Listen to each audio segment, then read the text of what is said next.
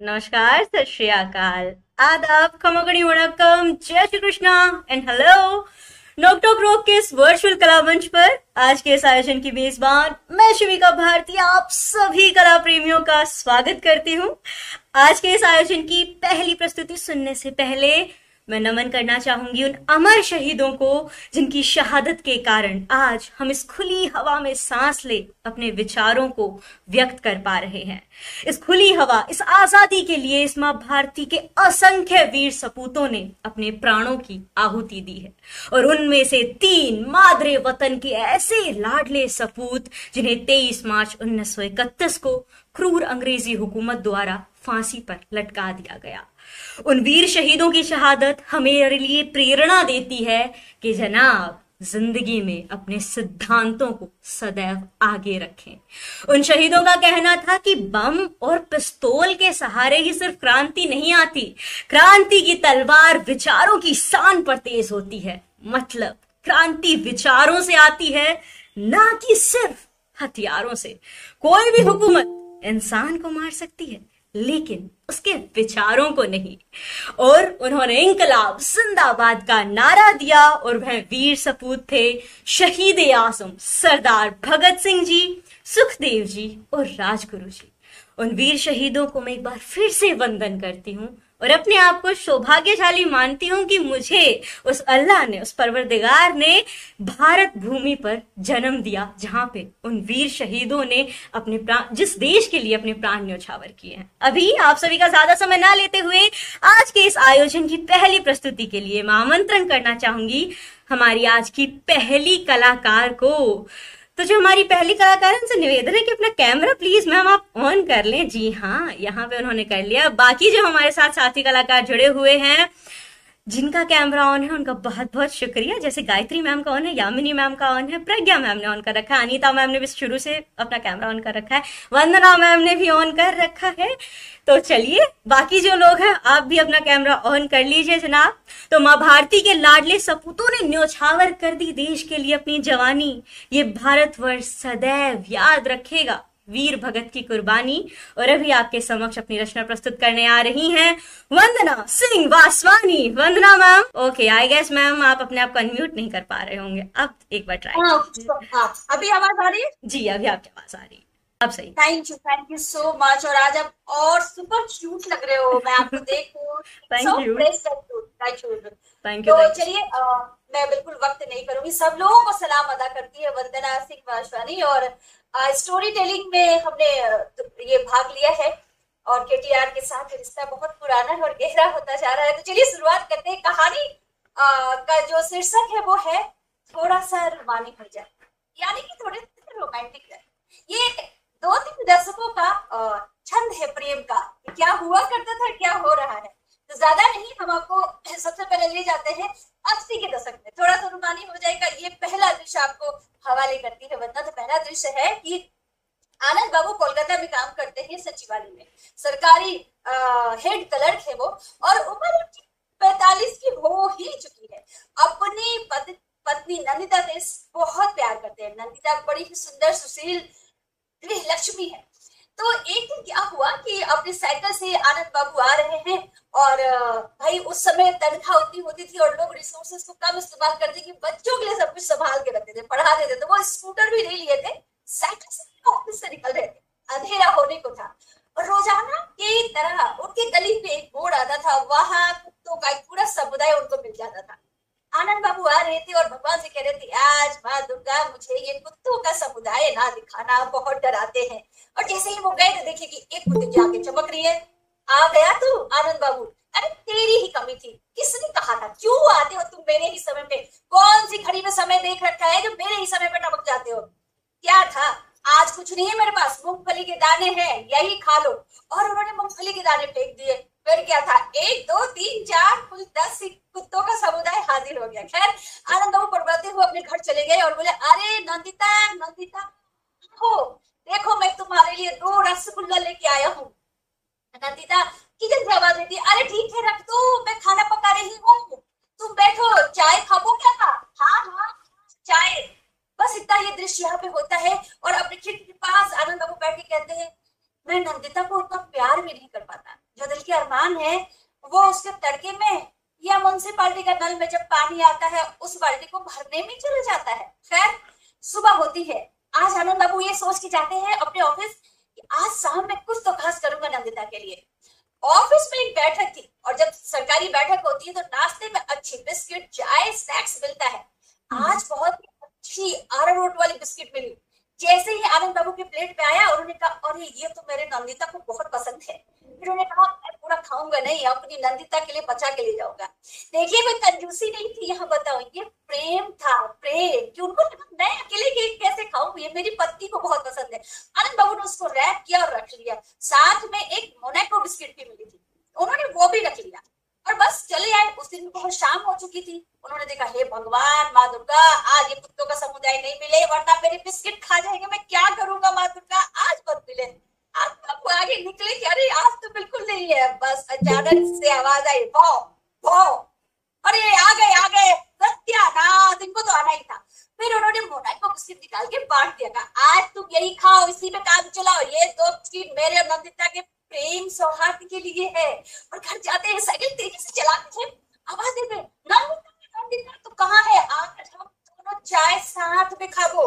अच्छा उड़ी बाबा की बोलो क्यों साथ में खाबो, मेरे पास बहुत काम है, तुम्हारे जैसा खाली नहीं बैठा मैं, खाना पकाना है, बच्चों का काम है, हद करता है तुम। वो बोले अरे आ तो बस 2 घूंट चाय के नंदिता, आना सुन एक बात बोलूं। नंदिता बोलती है क्या, सुनना थोड़ा सा रुमानी हो जाए क्या। नंदिता बोलती है 2 बच्चों के बाप हो, शर्म नहीं आ रही है, उम्र देखो बाल पकड़े हैं, थोड़ा सा रुमानी हो जाए। फिर भी आनंद बाबू लेके आते हैं और उस बिस्किट के साथ दोनों चाय पी रहे होते हैं। नंदिता कहती है ये तुमने खरीदा नहीं, मुझे मीटिंग में मिली थी, मैं तेरे लिए लेके आया हूँ। नंदिता की आंखों में आंसू आ गए, लेकिन हाय उसे मन ही मन लगा कि आज भी कितना प्यार करते हैं। खैर दोनों चाय पीते हैं और फिर रात का भोजन करके सो जाते हैं। अब दूसरा दृश्य, ये तो 80 के दशक था, 90 का दशक का दृश्य आपको सुनाते हैं कि एक है मोहन बाबू। मोहन बाबू मुंबई के चौल में रहते हैं, जहाँ पानी की आज की समस्या है, म्युनिसिपालिटी का नल आ जाए वो बहुत बड़ा कार्य है। मोहन बाबू रोज प्लान करते थे 2 कमरों का घर, संयुक्त परिवार, किचन में उनका बेड लगता था, बच्चे बड़े हो गए थे, दोनों मियां बीवी किचन में सोते थे। माँ बहुत समझदार थी, माँ कभी कभी कहती थी आज तुम सोसाइटी वाले, आज तुम चौल वाले छत पे जा सकते हो, कोई नहीं है। और माँ पूरा इंतजाम कर देती थी कि बेटा बहू जाए और सोए उम्र। उस दिन भी माँ ने यही किया। अरे सुन रहे हो मोहन, आज तू ले जा उसको। हाँ उनकी पत्नी का नाम सुनीता था, माफ कीजिएगा। सुनीता मोहन बहुत अच्छे से तैयार होकर गए कि आज तो जाती रात में छत पे सोएंगे। सुनीता ने बिस्तर लगाया और नीचे से उनके बड़े बेटे ने आवाज लगा मम्मा जल्दी करो, म्युनिसिपालिटी का 12 बजे रात में ही पानी आएगा, बाकी पानी नहीं, जल्दी करो सारे बर्तन में भर लेते हैं। उसके बाद क्या था, थोड़ा सा पानी हो जाए एहसास का, म्युनिसिपालिटी ने एकदम गर्म कर दिया और दोनों मियां बीवी पानी भरने चले गए। पानी भरते भरते वो बोलता है मोहन क्या जिंदगी है ना सुनीता, मैं तेरे साथ चांदनी रात में बैठ भी नहीं सका, हम तो सोचे थे खुले आसमान के नीचे सोएंगे। अरे तो क्या हुआ, तुम भी तो पानी भर रहे हो, मैं भी भर रही हूँ, तो मुझे देखो मैं तुम्हें देखूंगी। हाँ ऐसे ही करते करते तो हमारे 2 बच्चे हो गए, अब आगे की जिंदगी ऐसी बीतेगी, ऐसा नहीं सोचते। कल सब लोग सिनेमा देखने जाएंगे, हम लोग बहाने से नहीं जाएंगे, हम यही घर पे टीवी में देखेंगे और साथ में रहेंगे। तो ये दूसरा दृश्य यहाँ खत्म होता है। ये प्रेम सौहार्द था। कहानी का शीर्षक हमने जैसे कहा था थोड़ा सा रुमानी हो जाए। चलिए आज के दशक पे आते हैं। आज का दशक प्रेम सौहार्द, ब्रेकिंग लव, ये नहीं तो वो नहीं तो वो। आज सारे रिसोर्सेज हैं दोस्तों, प्राइवेट ढोल बजी है, आई नीड माई प्राइवेसी। और शादी हो जाए तो बेटा बहू तो भाई क्या कहे, हया की मेहंदी थोड़ी सी धूमिल हो रही है। इतनी प्राइवेसी के बाद भी, इतना ज्यादा वक्त बिताने के बाद भी दोनों एक दूसरे की नजरों में देखे बगैर एक मोबाइल पे बात करते हुए, सुनो आज शाम का क्या प्लान है। दूसरे मिस्टर यानी कि जॉन और ये है इनकी पत्नी डॉली। डॉली ऐसे ही बात करती है और जॉन बोलता है हाँ मेरे तो दोस्तों के साथ प्लान है, तुम अपना बताओ। ओके डार्लिंग कुल, मैं क्लब जा रही हूँ तो तुम ठीक है डिनर पे मिलते हैं। प्राइवेसी थी बहुत ज्यादा, लेकिन वो थोड़ा सा रुमानी हो जाए वाली बात नहीं थी। तो कहानी का अंत ये है दोस्तों कि इस छोटी सी संक्षिप्त कहानी में मैंने आपको दर्शकों का प्यार जताया, वाले से बिस्किट बचा कर लिया। क्या प्रेम है यार, ज्यादा कुछ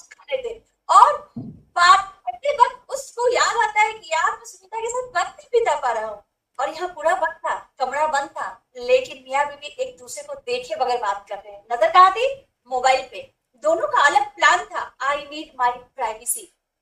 जहाँ संबंध होता है ना, और जहाँ प्रेम होता है, रोमांटिक होने के लिए आपको उल्ट उल्ट सिनेमा देखने की जरूरत नहीं है। ये रोमांस अंदर होता है, रिश्तों में होता है। तो थोड़ा सा रूमानी हो जाएगा। संदेश है कि प्रेम सौहार्द वही है जहाँ सच में आपको प्रेम है, वहां किसी प्राइवेसी की जरूरत नहीं है। नजरें छुपा के प्रेम खेल खेल ही लेता है। तो बहुत बहुत शुक्रिया, यही संदेश था हमारी कहानी का। बहुत बहुत शुक्रिया। और अंत करती हूँ एक शायरी से। नजरों में झुकी मोहब्बत ने उन्हें देखकर कहा, सुनो हमें तुमसे बेहद प्यार है। आशिक का दिल धड़का तो था, लेकिन गुमान में बड़ा था। उसे था कि वो बड़ा प्रिंस है। तो उसने कहा, मोहतरमा इकरार हमें भी करना था, लेकिन क्या करें, हमारा निकाह पहले ही हो चुका है। तो बहुत बहुत शुक्रिया, बहुत बहुत शुक्रिया, thank you. Super Vandana ma'am. एक तो आपका ना कैमरा फ्रीज हो गया है, शायद कुछ नेटवर्क इशू है। बाकी आपकी स्टोरी टेलिंग भाई मैं क्या ही कहूँ, हमेशा की तरह इट्स जस्ट मार्वेलस। आपका फ्लो, आपका कहने का तरीका, आपकी आवाज बदलना, बीच में बंगाली के वो वर्ड्स, ओडी बाबा, हर चीज आपकी लाजवाब है। आपके जो शब्द हैं वो, और आपका प्रेजेंटेशन का तरीका, और जो कहानी के जरिए आपने मैसेज दिया, 80s का लव, 90s का लव, 21वीं सदी का लव, और कैसे कैसे चीजें बदली हैं। और आप देख सकते हो सबने यहाँ पे एंजॉय किया है काफी अच्छे से। जी, दिनेश सर ने यहाँ पे अनम्यूट किया। आप सर कुछ कहना चाहते हैं? Yes yes yes. जी सर। वंदना जी ने जो कहानी में, जो स्टार्टिंग में उन्होंने कहानी में क्या है ना, थोड़ा आक्रोश के साथ बोल रही थी, मतलब जैसे है ना, जैसे हम लोगों को डांट रही हैं। तो और एकदम से तो मतलब ये है कि मतलब वंदना जी को आगे डांटने की प्रैक्टिस नहीं करनी पड़ेगी, वो मतलब चीज़ों को कंट्रोल में कर लेंगी, ऐसा लग रहा है। जी जी बिल्कुल। और उनका कहने का अंदाज।